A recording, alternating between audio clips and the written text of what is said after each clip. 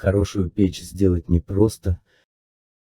Также купить готовую хорошую печь и правильно согласовать ее с дымовым каналом. Порой сам печник не может указать причину, почему дымит его печка. Когда принимал печку, печник сказал, что она еще не высохла, поэтому и дымит. А сейчас говорит, что он таких печек сложил несколько штук и у всех нормально работает, а почему это дымит, он не знает.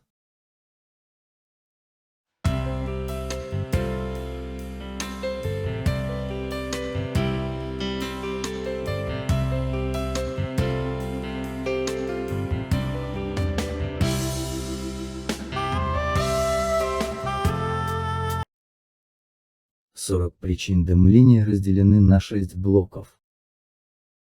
Первая причина – печка или дымовой канал сделаны с недопустимыми ошибками.